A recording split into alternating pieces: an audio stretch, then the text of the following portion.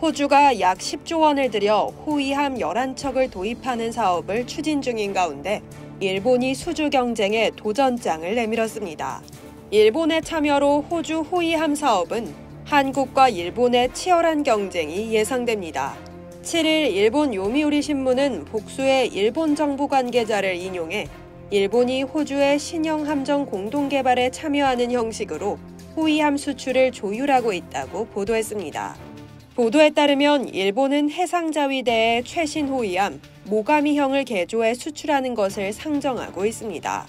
일본이 공동 개발 형태로 수주전에 뛰어드는 데는 일본의 방위 장비 이전 3원칙이 존재하기 때문입니다. 일본은 군안, 소송, 경계, 감시, 소해 등 5가지 경우에 해당할 경우에만 방위 장비품 수출을 허용하고 있습니다. 다만 국제 공동개발 상대국에 대한 수출도 인정하고 있죠. 이에 따라 공동개발 형식으로 참여하는 겁니다. 개발 상대국이 아닌 제3국으로의 공동개발품 수출과 관련해서는 지난 3월 영국, 이탈리아와 함께 공동개발한 차기 전투기의 한정에 허용한 바 있습니다. 차기 전투기 수출에 이어 방위 장비품 수출을 꾀하는 양상입니다. 앞서 지난 2월 호주 정부는 신형 함정 11척을 해군에 도입하겠다고 발표했습니다. 이를 위해 111억 호주 달러가 투입될 전망입니다.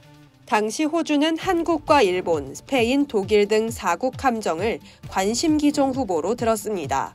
연내 구체적인 요구 성능 등을 발표해 각국의 공동 개발을 제안할 것으로 보입니다. 따라서 일본은 한국 등과 수주전에서 경쟁할 가능성이 높습니다. 요미우리는 타국과 경쟁하게 될 전망이다. 수주에 성공한다면 국내 방위산업 발전에도 큰 공헌이 될 것이라고 전했습니다. 또한 신문은 중국군이 동중국해, 남중국해에서 활발한 활동을 벌이는 가운데 호주, 일본이 함정을 공통화한다면 상호 운용성, 억지력 향상을 꾀할 수 있으며 경제적 효과도 기대할 수 있다고 분석했습니다. 일본 방위성은 이미 해상자위대 호위함을 제조하는 미쓰비시 중공업 등과 비공식 협의를 시작했습니다. 호주 정부 대응을 고려해 관련 검토 작업을 본격화할 방침입니다.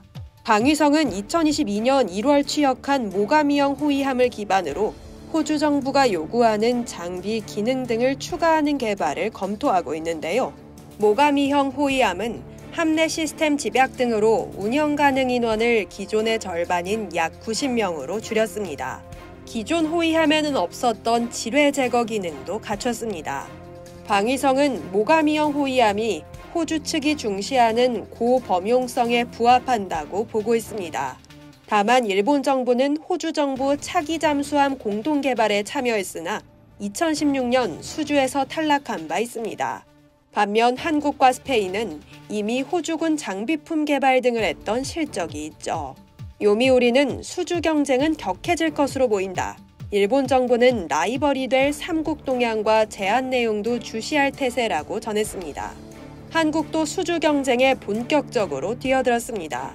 신원식 국방부 장관은 지난 2일 호주 퍼스에 위치한 함대 사령부를 방문해 한국 호위함의 우수성에 대해 설명했습니다.